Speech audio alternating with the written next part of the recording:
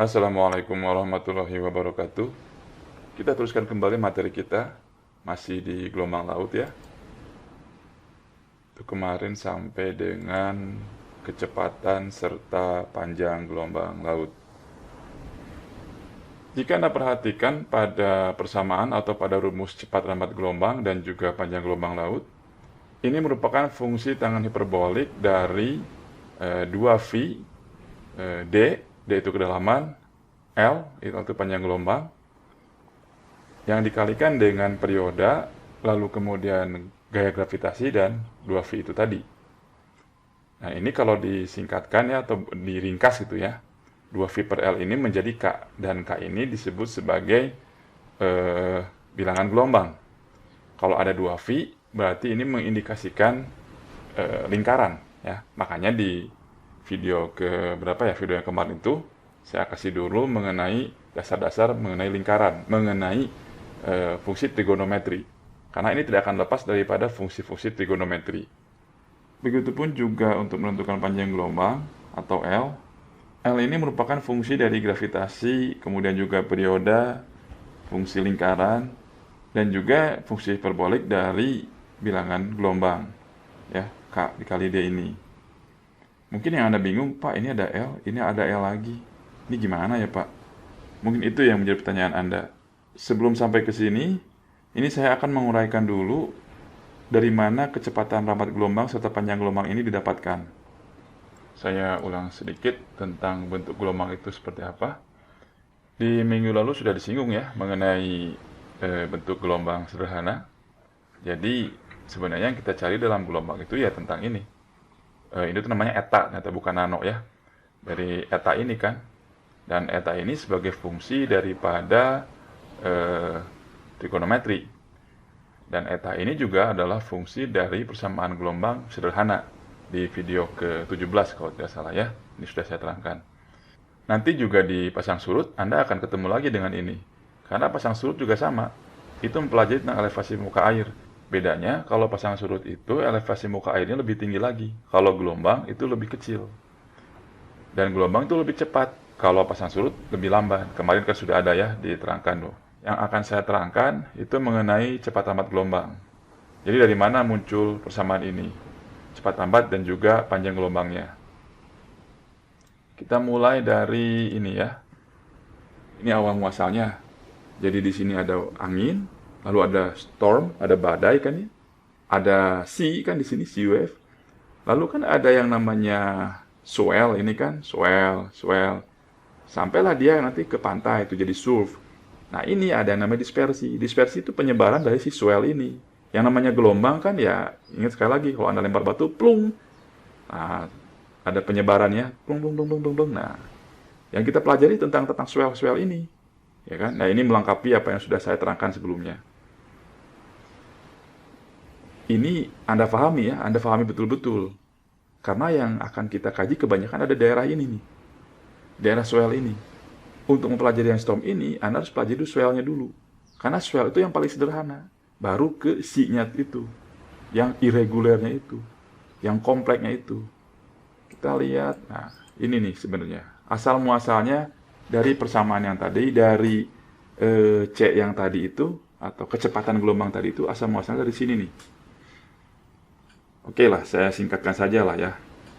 Ini jadi di pertamanya itu bahwa teori gelombang itu dimulai dari asumsi bahwa gelombang adalah sebagai atau gelombang laut adalah sebagai gelombang linear. Gelombang linear itu ya itu gelombang sinus itu gelombang linear seperti itu. Nah, lalu ya air itu dianggap homogeneous, incompressible, artinya airnya dianggap tidak ada gangguan lah singkat katanya ya.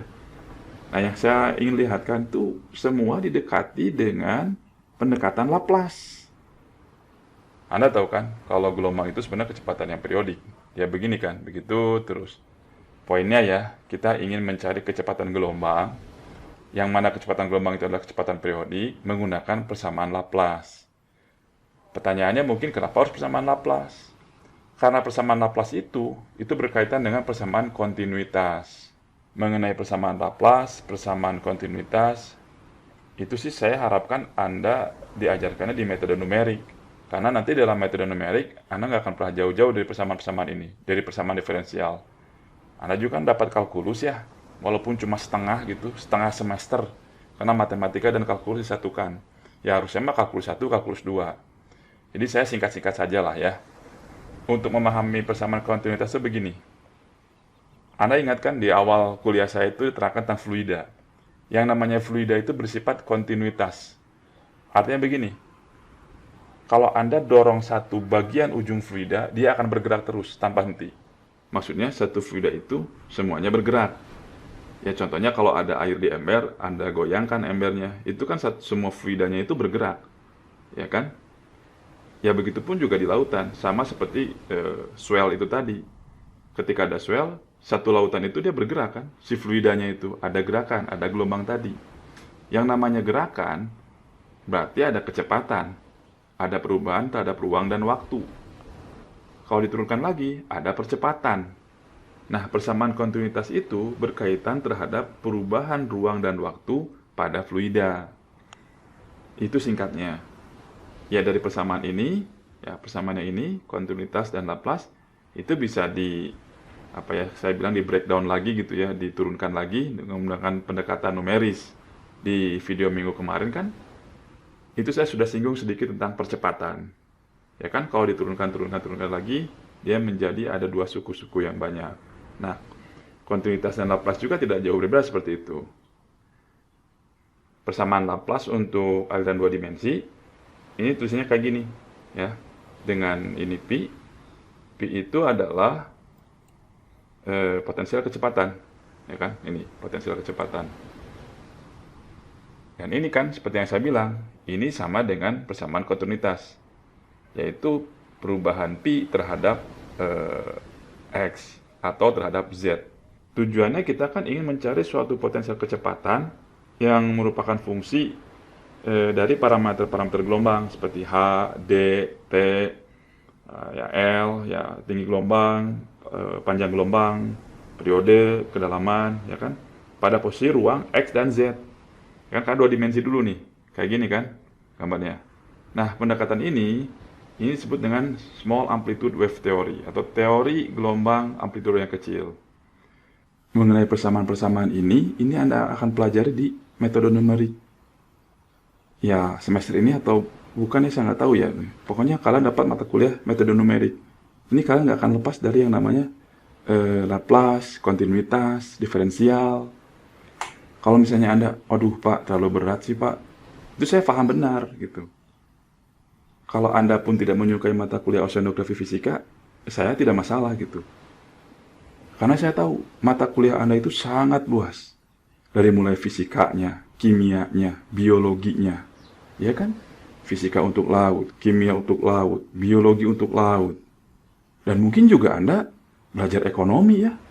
Karena ada dosen yang sarjana ekonomi. Jadi saya memperkirakan juga Anda belajar ekonomi. Karena ada sebagian orang yang mengatakan yang penting laut. Ya, saya juga tidak bisa menyalahkan ya. Jadi kalau Anda nggak bisa hal-hal tersebut atau menyerah dengan hal-hal ini, saya tidak akan menyalahkan gitu. Makanya ketika ada mata kuliah pilihan itu saya sangat senang. Berarti orang-orang yang mau memilih mata kuliah tertentu, itu aja yang ambil. Atau Anda senang di mata kuliah apa, itu aja yang Anda ambil. Kita teruskan lagi ya. Lalu asumsi berikutnya adalah, nah ini ya, bahwa dasar perairan itu tidak bergerak atau stationer ya, sehingga tidak ada komponen vertikal dari kecepatan dasarnya. Lalu juga bahwa tekanan sepanjang interface udara dan air itu adalah konstan, jadi tidak ada dampak dari cuaca. Lalu berikutnya bahwa amplitudo gelombangnya itu sangat kecil dibandingkan dengan panjang gelombang dan kedalaman itu sendiri, makanya disebut small amplitude wave theory ya. Itu tadi adalah asumsi-asumsi yang digunakan untuk mendapatkan persamaan gelombang. Lalu berikutnya, kita lihat pada persamaan dasar dari gelombang. Ini kan sebagaimana yang diterangkan pada video nomor 17, ya kan? Ini kan basic equation tuh, persamaan dasar. Yang mana pada persamaan dasar dari gelombang ini, itu ada yang disebut dengan wave number, 2V per L. Ini kan, K. Lalu ada yang disebut dengan angular frekuensi angular, 2V per T. Ya, 2V ini kan berkaitan dengan yang namanya lingkaran. T itu kan periode dan L itu panjang gelombang. Nah, karena potensial kecepatan itu adalah lingkaran dengan posisi horizontal dan juga waktu, maksudnya sebagai fungsi horizontal dan juga waktu, maka kita bisa dapatkan bahwa variasi terhadap kedalamannya itu dapat diasumsikan sebagai ini, ya. Maksudnya variasi kedalaman dari kecepatan potensial, ya, kecepatan potensial dari gelombang ini. Nah, kita dapat mengasumsikannya seperti ini.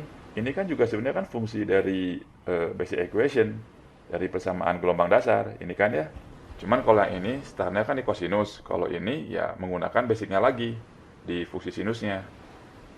Nah, masukkan persamaan dua ini ke dalam persamaan satu, sehingga dapatkan ini.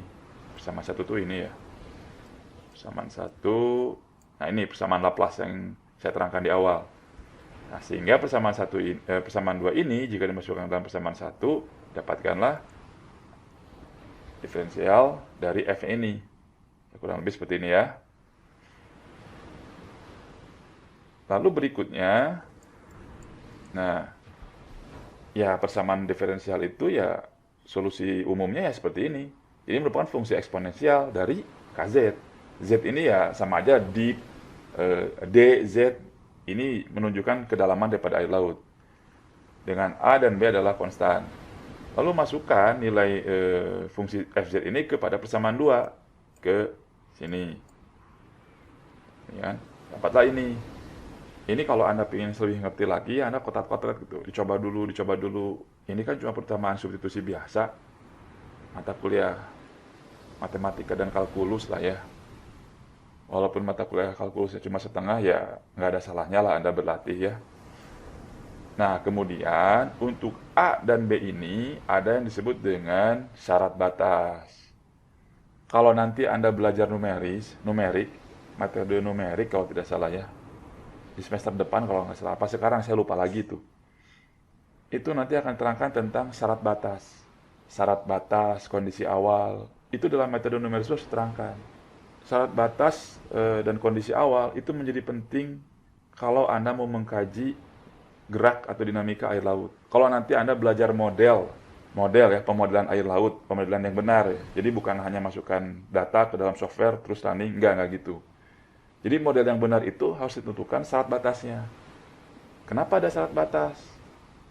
Saya kan sudah bilang, Anda bayangkan suatu air. Air itu bersifat kontinuitas, bersambung berarti mungkin ya. Kenapa bersambung dan kontinu gitu? Karena air itu kalau digerakkan di satu ujung, dia bergerak kemana-mana. Satu itu. Kedua, Anda kan tidak bisa memotong air. Anda nanti mengkaji daerah kajian di laut lah. Anda sajikanlah kepada saya, ini Pak daerahnya. Kenapa daerahnya ini? Kenapa nggak lebih besar? Kenapa nggak lebih kecil? Nah, itu dijawabnya dengan syarat batas. Saya tanya kenapa, kamu jawabnya begini, begini, begini. Nah, itu berkaitan dengan syarat batas. Jadi saya ingatkan, air itu tidak bisa dipotong kan? Jadi yang Anda potong, yang Anda berikan kepada saya atau daerah kajian itu kan seolah-olah Anda potong gitu kan. Sebenarnya sisanya masih ada. Dan bahkan sisanya lebih besar. Sedangkan sisanya mempengaruhi daripada yang ada di dalam kotak ini. Nah, si kotak inilah yang menjadi syarat batas. Si kotak inilah yang memiliki karakteristik atau sifat-sifat air yang sama dengan yang ada di luar kotak itu. Karena Anda akan mengkaji yang ada di dalam kotak ini. Jadi, air yang di dalam kotak masih merupakan bagian yang di luar kotak. Yang mudah-mudahan Anda paham lah ya. Atau nanti kalau Anda tidak paham, Anda bisa kalau sudah offline Anda tanya ke saya. Atau Anda tanyakan juga di mata kuliah metode numeris. Kalau yang saya terangkan itu tadi teorinya. Nanti ada matematisnya. Baik ya, kita teruskan lagi. Jadi ini mengenai boundary condition. Nah, kita lihat syarat batas untuk teori gelombang amplitudo kecil. Yang pertama, syarat batasnya adalah bahwa kecepatan vertikal, ya, W di sini, itu pada dasar perairan harus 0. Nah, sehingga itu nantinya tidak ada kecepatan airan dalam arah normal terhadap dasar. Makanya jadi berlaku seperti ini. Do pi per do z sama dengan 0. Dari persamaan 3, ini persamaan 3 yang ini kan, karena do pi per do z sama dengan 0, ya otomatis ini menjadi 0 juga, ya kan? Nah, kamu harus tahu bahwa ini kan fungsi sinus.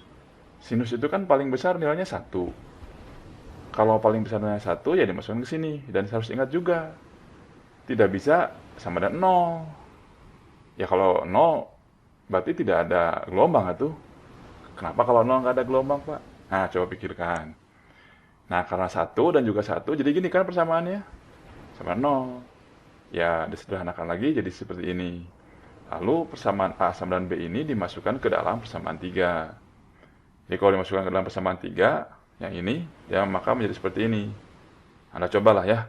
Ya, kalau Anda iseng karena penasaran sama ilmu, ya Anda coba gitu.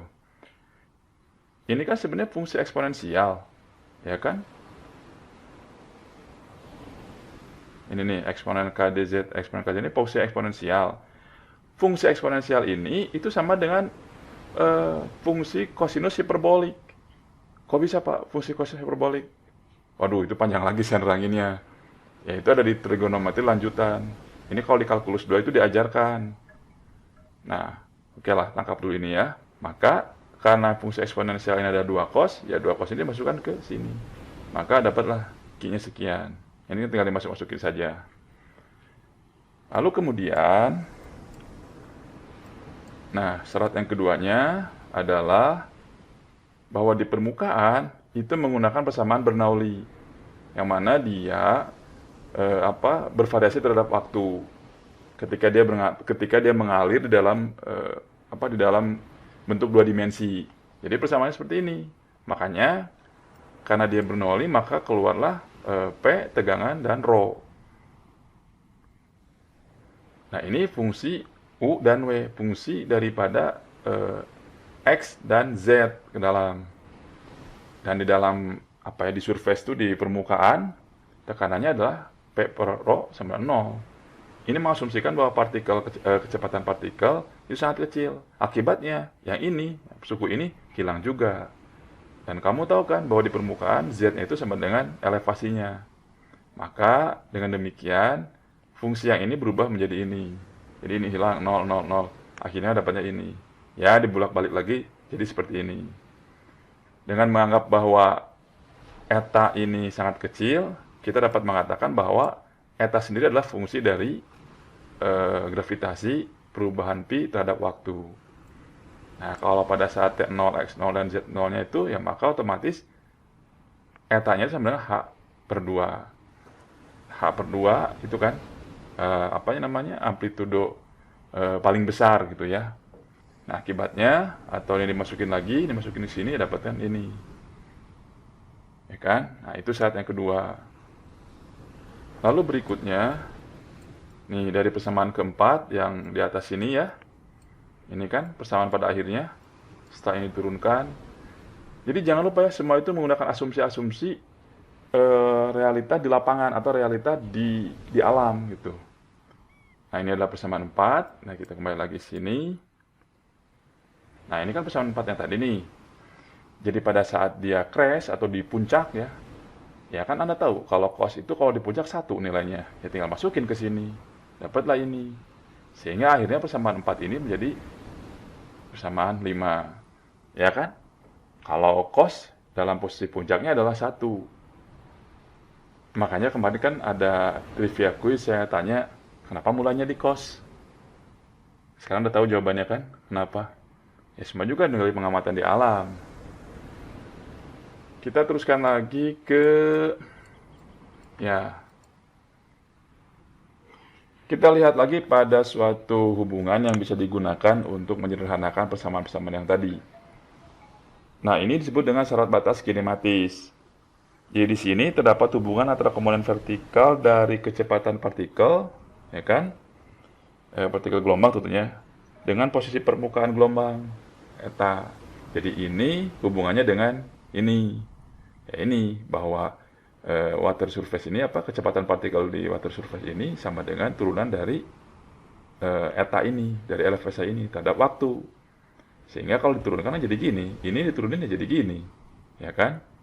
Nah, dengan masukkan eta ini dari persamaan 5 dari sini ya, dari sini dimasukin ke sini nih. Dapatlah ini. Wah, gimana caranya Pak tiba-tiba muncul kayak gini? Ya memang agak susah juga sih, harus diturunkan secara numeris. Makanya kan Anda belajar metode numeris. Kita teruskan lagi ya. Nah, kita dapatkan tau kuadrat atau dispersion relation atau hubungan dispersi ini ya kayak gini. GK bilangan gelombang tangen hiperbolik. Ini namanya hubungan dispersi yang tadi tuh, yang menyebar tadi itu. Dan dispersi ini berhubungan dengan kecepatan beda fase. Kita teruskan lagi. Nah, kalau C itu atau kecepatan itu sebenarnya sederhananya ya, L per T, panjang gelombang dibagi waktu, panjang gelombang dibagi periodanya, sama aja kan dengan jarak dibagi waktu, meter per detik. Itu kan jarak dibagi waktu. Nah, untuk gelombang sendiri jadi gini persamaannya. L per T sama aja dengan dispersi ini dibagi dengan bilangan gelombang. Nah, dari persamaan 6, equation 6, ini kan. Nah, ini kan tinggal masukin ke sini nih. Sama ini masukin ke sini. Ya, tinggal turunkan, dapat lah. Ya, Anda cobalah di rumah. Dan L-nya adalah seperti ini. Dan Anda lihat kan, bahwa C ini adalah fungsi dari gravitasi perioda 2V atau lingkaran tangan hiperbolik dari 2V D, ya, kedalaman dan panjang gelombang itu sendiri. Sedangkan L-nya, ya ini tinggal bolak-balik kan. L-nya ke sini nih. Jadi seperti ini. Ini hampir sama, ya tangan hiperbolik juga dari 2V D per L. 2V per L itu kan kalau tidak salah K, ya kan? Nah, mungkin yang akan jadi bingung bagi Anda adalah seperti yang pernah saya katakan, Pak, ini yang menentukan panjang gelombang, kok ada panjang gelombangnya lagi? Nah, itu kan yang akan menjadi pertanyaan berikutnya gitu. Nah, walaupun di tahun 90 itu ada yang menyatakan bahwa sebenarnya L ini bisa didekati dengan pernyataan seperti ini nih. Nih, di tahun 90 bahwa L itu adalah ya ini kan ya sama dengan ini. Nah, tangan hiperboliknya yang diganti. Fungsi dari tau, dip, dan gravitasi yang kemudian diakarkan kembali lah ya. Nah, tapi kita lihat nih kesimpulannya seperti apa. Nah, ini kesimpulannya. Ini yang bikin teori ini bukan saya ya. Yang bikin slide ini juga bukan saya. Saya ngambil aja dari googling gitu. Saya googling cari, oh ini saya dapat. Ya, ini seperti apa yang telah diajarkan oleh dosen saya waktu saya kuliah. Nah, Anda lihat, pernyataan Fenton ini tidak digunakan. Tidak ada summary dari Fenton ini. Tetap kita menggunakan persamaan ini. Kenapa, Pak? Ya, karena persamaan ini sudah teruji. Walaupun L ditentukan dari L lagi, tapi persamaan-persamaan ini sudah teruji. Kalau Fenton, ini mungkin masih baru. Dan saya pun pribadi belum pernah menggunakan rumus Fenton ini. Kebanyakan saya menggunakan L, ya, maksudnya menggunakan rumus-rumus ini untuk menentukan panjang gelombang dan juga kecepatan. Nah, kita lihat ke summary ini. Jadi ya kalau sebenarnya Anda mau mencari ilmu gitu, di googling tuh banyak ini. PDF orang lain, slide share-nya orang lain, YouTube-nya ada. Jadi tidak ada alasan tidak bisa gitu. Ya saya mah jujur aja, aduh masa harus ngetik-ngetik lagi ini. Capek atuh, waktu saya habis. Untuk bikin video ini saja juga sudah ya lumayan banyak waktu lah. Makanya saya gunakan saja yang sudah ada di orang lain. Dan juga kan orang lain juga yang bikin slide ini ya profesor di luar negeri. Jadi ya istilahnya bisa dipertanggungjawabkan lah. Oke ya. Nah, jadi summary-nya yang satu adalah persamaan kontinuitas itu sama dengan persamaan Laplace untuk teori gelombang kecil. Lalu eta ini atau elevasi ini rumusnya ini, ya. Dan ini bilangan gelombang, ini tau-nya, ya kan? Ini adalah persamaan dispersi, ini adalah pi dan c. Nah, L per T atau tau per K, L-nya seperti ini, C-nya seperti ini. Kalau Anda mau menentukan panjang gelombang, persamaannya ini. Kalau Anda mau menentukan cepat lambat gelombang, persamaannya ini. Kita teruskan lagi ya. Nah, kita teruskan ke ini nih, kita balik sini. Mungkin kalian akan bertanya, Pak, padahal kenapa nggak langsung aja kasih ini ke kami? Kan daripada Bapak sendiri ribet, ya kami juga nggak ngerti. Ya, saya juga bisa langsung ngasih ini. Tapi perlu dicatat, yang namanya gelombang laut itu merupakan parameter yang kalian dapat temukan secara langsung di pantai atau juga di laut. Kalau kalian ke laut, ke pantai, pasti kamu ketemu dan melihat gelombang dibandingkan dengan arus dan lain sebagainya. Yang kedua, dibandingkan dengan parameter yang lain, gelombang ini lebih banyak berdampak kepada kehidupan manusia. Ya kan?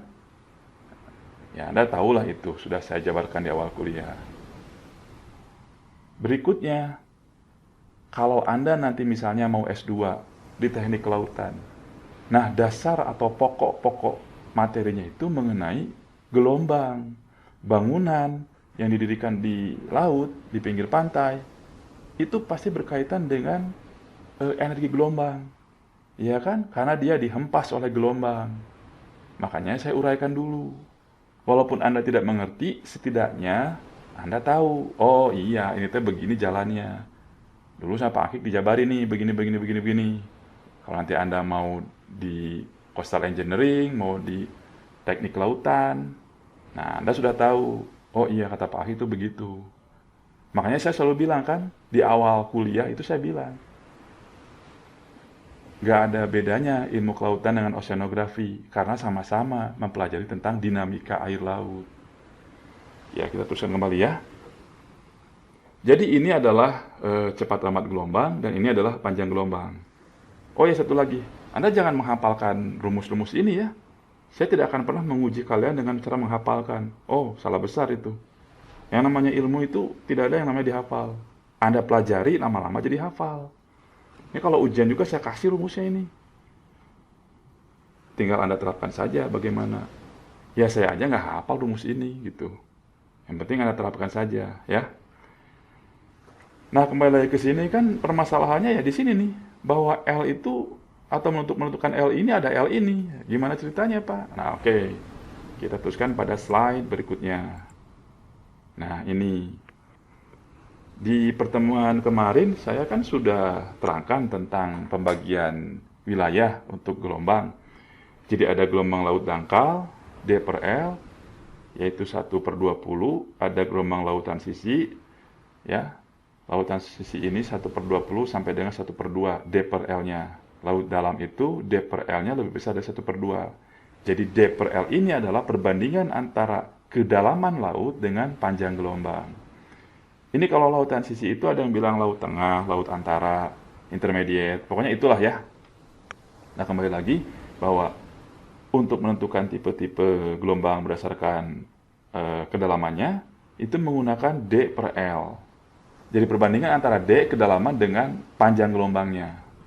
Anda akan bertanya lagi, gimana ceritanya Pak saya menentukan laut dangkal, lautan sisi? L-nya aja saya nggak tahu.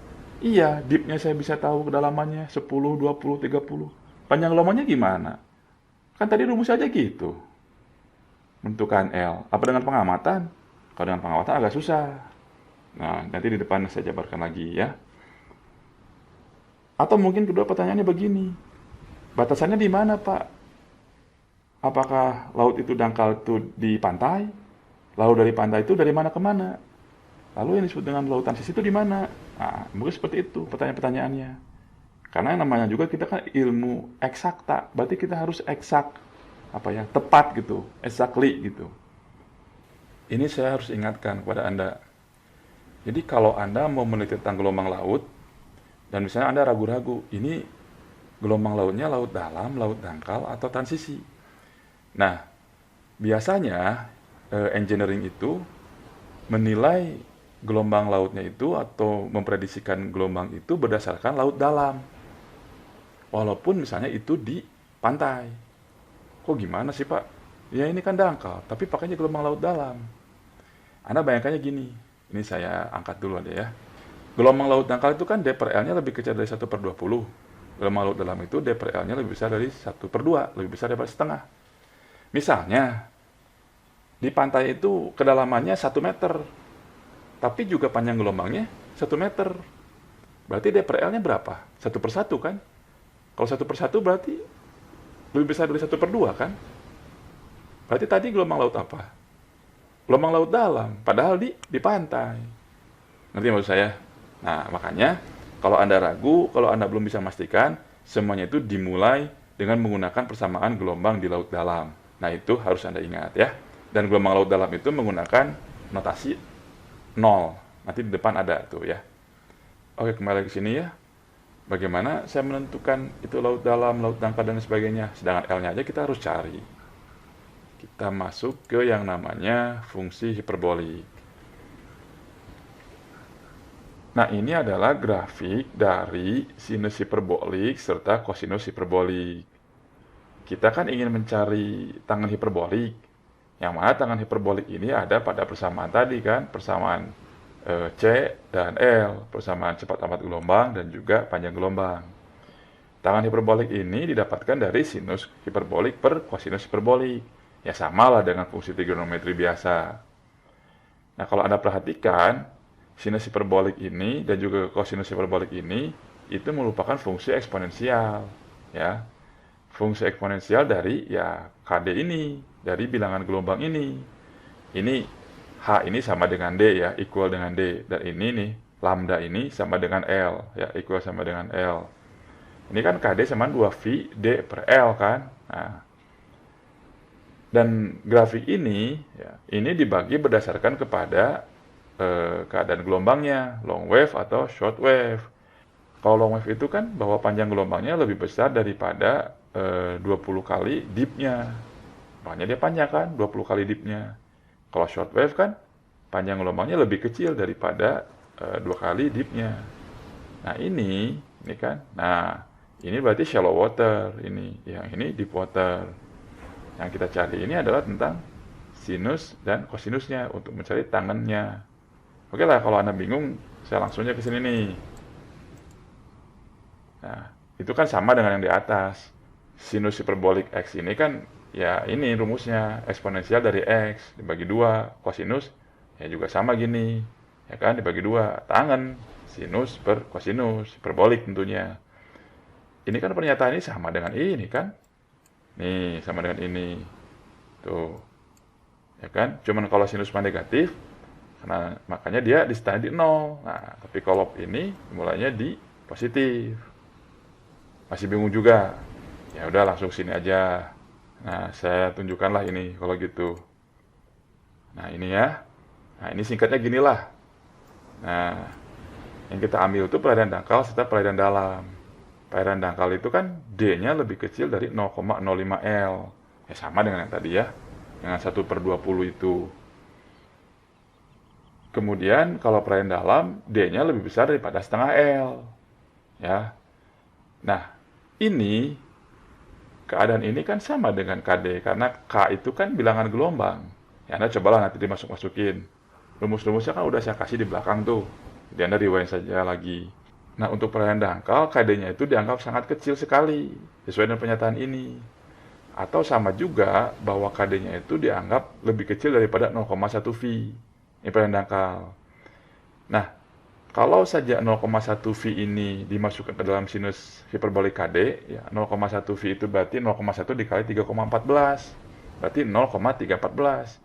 Itu sama dengan 0,3119. Jadi cuma 0,05 naik selisihnya itu. Sedangkan KD-nya jauh lebih kecil lagi. Artinya apa? Sinus HKD ini ya sama dengan KD. Ini kan tidak jauh beda. Begitupun juga dengan cos H. Cos HKD 0,314 ya sama dengan 1. Ini 1, sekian-sekian. Tapi ini kan lebih kecil lagi. Akibatnya untuk perairan dangkal, tangan hanya adalah sinus per kosinus. Jadinya KD. Nah, gimana untuk perairan dalam? Nah, Anda coba saja. Coba masukin V-nya ke sini. Sama nggak dengan pernyataan ini? Pasti sama. Nah, tangannya berarti sinus per kosinus. Ya ini dibagi ini. Ya 1. Nah, kita sudah dapatkan. Kalau untuk perairan dangkal, tangan KD-nya sama dengan KD. Untuk perairan dalam, tangan KD-nya sama dengan 1. Nah, kita teruskan lagi ke sini ya. Sebenarnya kan apa yang ingin saya sampaikan ya ke sini sih kesimpulannya. Tapi ya saya harus lihatin dulu lah jalannya. Masa ujuk-ujuk ada semua mata kuliah itu harus diuraikan tuh latar belakangnya. Ya jangankan kita ilmu sains yang mengenai fenomena alam. Ilmu sejarah saja yang sudah jadi, yang sudah nyata seperti itu, latar belakang sebab akibatnya harus diuraikan. Apalagi ini ilmu kelautan, ilmu kita ini yang basicnya adalah sains. Latar belakang fenomena di alam sehingga menjadi suatu pernyataan atau formula, ya itu harus minimal diperlihatkan lah. Karena kalau untuk dijabarkan secara fisika kadang waktunya juga nggak cukup. Dan seorang dosen harus mampu menunjukkan sebab akibat itu. Jadi nggak tiba-tiba fenomena alam tuh begini. Dan Anda berhak bertanya itu, kenapa Pak seperti itu? Apa penyebabnya? Dan lain sebagainya. Ya, seorang dosen ya harus menunjukkan saja dulu lah. Kalau memang tidak bisa menguraikan secara fisika, secara matematis, minimal ditunjukkan. Jadi, oh ini tuh dari sini asalnya. Ini dari sini asalnya. Saya kira semua ilmu juga seperti itu ya. Diterangkan latar belakangnya, lalu ini penyebabnya. Ini dasar ilmiahnya. Oke, kita teruskan lagi ya. Jadi, panjang lebar saya menerangkan, ya tujuannya ke sini. Bahwa kecepatan daripada gelombang, ya, wave celerity ini, rumusnya adalah C sama dengan akar GD, gravitasi dan D. Dari mana Pak kayak gini? Ya coba nanti sama kamu dimasukin yang tadi tuh ke sini nih. Bisa jadi gini nggak? Ya semua harus coba ya, nggak usah sama saya diturunkan semuanya. Nah, otomatis kalau C sama dengan akar GD, maka dia menjadi seperti ini, bahwa L sama dengan T dikali akar GD. Dari mana ini Pak? Ya coba lagi sama kamu semuanya. Ini gampang sebenarnya mah. Ya, yang tadi yang tangan H sama dengan KD, tangan H sama dengan 1. Coba masukin ke sini, kenapa bisa jadi ini? Selanjutnya diputer. Seperti yang saya bilang, kalau diputer itu atau pilihan dalam itu menggunakan notasi 0. Maka dia C0. Kecepatan gelombang pada keadaan perairan dalam. Nah, untuk C0 ini itu sama dengan G T periode dibagi 2V. Nah, untuk panjang gelombangnya ya tinggal GT kuadrat per 2V. Lalu ini gimana Pak? Yang transisional. Ini sih bisa Pak. Kalau yang ini tengah gimana? Masih ada L-nya juga. Oke, kita teruskan lagi ya. Nah, bagaimana cara menentukan L dan D per L?